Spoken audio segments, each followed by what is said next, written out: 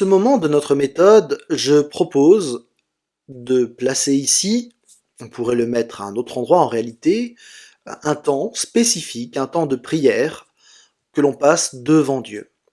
Il me semble essentiel de vivre, pardon de le dire comme ça, mais un vrai temps de prière. Ce n'est pas quelque chose d'évident, parce que quand on fait un travail, on n'a qu'une envie, c'est de le terminer. Mais la transmission de la parole, c'est un exercice particulier. Et maintenant qu'on a compris le texte, il s'agit de demander au Seigneur de nous dire et de nous inspirer sur ce qu'il souhaite que nous disions à l'assemblée qui est en face de nous. L'enjeu donc, ça va être d'actualiser le texte qu'on a compris dans notre contexte. Et pour pouvoir porter véritablement une parole qui vient de Dieu, il convient de s'arrêter et de prier.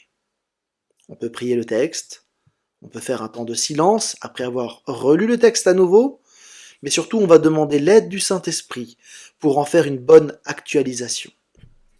Je vous encourage vraiment à faire ce temps de prière, réellement, de vous arrêter et de le faire. Après ce temps de prière, nous continuons notre méthode. D'abord, il s'agira de déterminer un objectif clair. Une bonne transmission doit pouvoir se résumer en une phrase. Elle répond à la question « Où est-ce que le texte emmène l'assemblée ?» Parfois, l'objectif clair apparaît immédiatement. Parfois, il va falloir faire encore les 2 prochaines étapes pour pouvoir déterminer l'objectif. Donc ne vous bloquez pas si vous n'arrivez pas à ce moment-là à tout résumer en une phrase, mais il va falloir tendre à un moment donné pour pouvoir dire en une phrase, formuler ce que nous voulons transmettre à l'Assemblée. Nous l'avons dit, la transmission de la parole est un pont. L'idée, c'est de rejoindre les gens. Pas juste s'intéresser à l'un des côtés, le texte. Il faut aller de l'autre côté. Karl Barth disait, on doit prêcher avec la Bible d'un côté et un journal dans l'autre. C'est cette idée de transmission. Il s'agit de considérer ce qui rapproche le texte de la vie quotidienne de notre auditoire. Comme on espère une réponse de l'Assemblée, une action, il faut donc les rejoindre. Pour rejoindre les gens, eh bien, l'identification est un principe qui est nécessaire. Il s'agit d'amener le public à s'identifier avec les personnages, les situations mises en scène, avec le texte. Une prédication s'adresse à un public réel.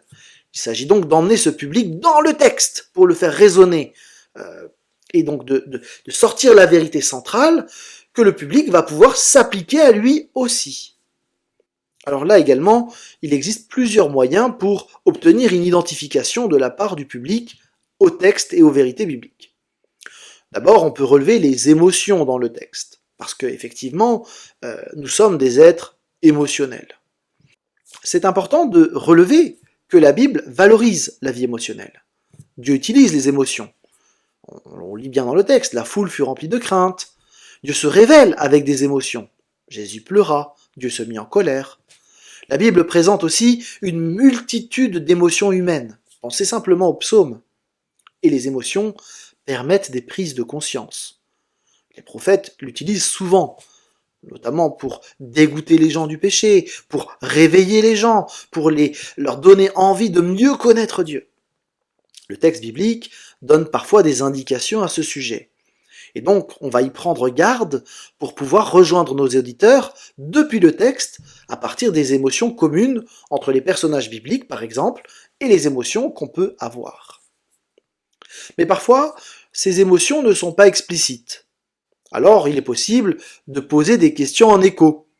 On a par exemple un déroulé de l'histoire qui est présenté, et une question pourrait juste jaillir. Par exemple, on a David qui vit une injustice, et on pourrait poser la question, et nous, comment est-ce qu'on réagirait, qu'est-ce qu'on ressentirait face à cette injustice ? Et voilà comment le public auquel je parle est tout d'un coup transporté dans les sandalettes de David, dans son vécu, et donc du coup ils sont immergés dans le texte. Ou alors, par exemple avec Job, on pourrait dire « Qui de nous n'a jamais connu un silence de Dieu en guise de réponse ?» De nouveau, j'ai pu emmener le public dans le texte. Ce procédé, qui est un procédé assez simple, permet de rejoindre les personnages en montrant qu'ils étaient humains comme nous.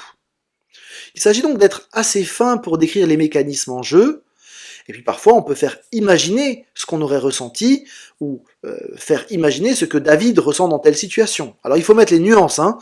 Euh, on peut dire, pour ma part, je crois que, ou alors on dit, le texte ne le dit pas, mais comme Job était un humain comme nous, peut-être que. Ça permet de faire des liens avec le public, mais évidemment, il faut faire attention, quand on fait ce genre de choses, on n'est pas en train de dire la Bible, hein, donc il faut bien faire la nuance. Un autre principe, pour rejoindre les gens, il s'agit de parler de manière précise. Quand une prédication parle de la société post-moderne, les hommes de la science, beaucoup de mariages, etc., qu'on est très généraliste, en fait, personne ne se sent captivé. Ça vaut la peine donc de personnaliser un petit peu les choses, faire un peu de mise en récit. Je vous donne un exemple. C'est différent de dire « Bien des couples d'aujourd'hui pensent que l'église c'est le dimanche et voudraient faire plus ». Bon. Si je vous dis « Marie et Julien sont frustrés parce que leur emploi du temps leur empêche de s'impliquer dans l'église un autre moment que le dimanche ». Paul et Louisette, eux, ont 2 enfants en bas âge. Et alors qu'ils avaient un ministère dans la louange, ils sont frustrés parce qu'ils ne peuvent plus s'impliquer. Vous voyez que la deuxième manière de dire vient nous rejoindre beaucoup plus personnellement que la première qui était très généraliste. La mise en narration rend bien plus vivant et on peut faire passer les mêmes idées. Mais au lieu de parler de la course folle du monde postmoderne, je peux raconter une anecdote qui m'est arrivée dans le métro, où j'ai été témoin par exemple d'une scène de course folle d'un homme qui a failli se faire découper en 2 pour pouvoir entrer dans le métro. En racontant cette histoire, le public se dit « je suis dans une société qui vit dans une course folle ». Mais c'est pas moi qui le dis. On peut aussi donner des exemples, des situations réelles, mais des exemples réalistes. Ne donnez pas l'impression de vivre sur une autre planète. Quand on parle du péché, par exemple, ne faites pas croire que tous les non-chrétiens sont des affreux violeurs d'enfants assoiffés de sang et d'alcool. Ça n'a pas de sens. Ou alors on vit pas sur la même planète, les amis. Hein. Non, quand on veut parler du péché, les personnes doivent pouvoir s'identifier, non pas simplement entendre le mot. Si je parle d'une situation où Maximilien se comportait mal, j'ai senti monter en moi une frustration, une colère, j'ai explosé, au point que, d'après coup, je me suis demandé si c'était vraiment moi qui avais parlé. Les uns et les autres vont beaucoup plus s'identifier à cette situation que si je dis « il m'arrive aussi de pécher avec mes enfants ». Vous voyez, on est dans quelque chose de beaucoup plus précis et plus réaliste. Enfin, il s'agit de vivre la transmission. L'orateur, il évolue à l'intérieur de son discours. C'est pas un extérieur qui fait la leçon, donc on va pas parler en vous, mais en nous, en je. Il s'agit d'être authentique aussi et de dire sobrement nos émotions au fil du texte. Par exemple, j'ai été très surpris en réalisant que je pensais bien connaître cette histoire avec peut-être un peu de prétention, mais en étudiant de plus près, j'ai soudain réalisé que, etc., etc. Cette authenticité rejoint le public quand elle n'est pas forcée ni feinte. Encore un outil qui peut aider pour rejoindre le public. On parle parfois des 3 entrées de la prédication. Il faut savoir que les uns et les autres, nous sommes touchés de 3 manières différentes, pas simplement dans la réflexion.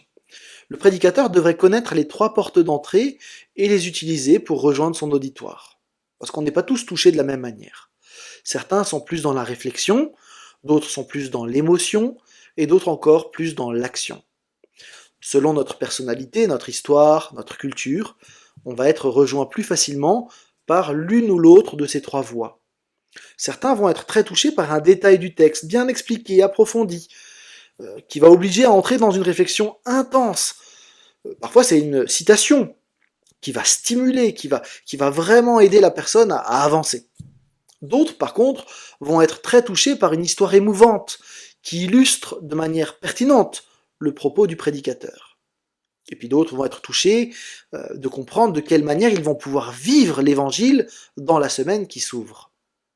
Et donc, les prédicateurs, tout comme les transmetteurs, hein, c'est valable aussi pour l'école du dimanche, le groupe de jeunes, etc., les transmetteurs de la parole devraient utiliser les 3 voies et ne pas se contenter d'une seule, en général, celle qui leur convient le mieux. Et donc il s'agit d'utiliser les 3 voies en même temps pour pouvoir rejoindre les uns et les autres. Un autre élément, pour ne pas perdre les gens en route, c'est d'expliquer simplement les choses essentielles. Il ne faut pas tout dire. Dans les détails, on peut noyer des gens. Et donc, pour ne pas les perdre, les explications qu'on va donner doivent être utilisées que si elles sont utiles. C'est pas la peine de dire tout ce qu'on a trouvé dans les commentaires bibliques, surtout en 10 minutes. Dernier élément, eh bien, on va tracer des applications. Les applications permettent de répondre à la question « Comment faire ?»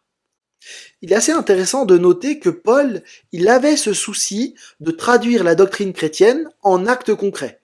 Ces lettres, Éphésiens, Romains, ont une partie dogmatique, mais aussi une partie applicative. Et donc, il s'agit de proposer des pistes qui s'appliquent aux différents domaines de la vie. Rappelez-vous, la prédication, elle a pour but de rejoindre l'Église dans son quotidien. S'il n'y a pas de déplacement de l'Assemblée, en fait, le message ne sert à rien. On pourrait donc s'en passer. Jules Marcel Nicolle disait « Prêcher comporte un double devoir. D'abord, expliquer le texte, puis l'appliquer. Pour que le message soit solide, veillons à l'harmonie entre l'application et l'explication. »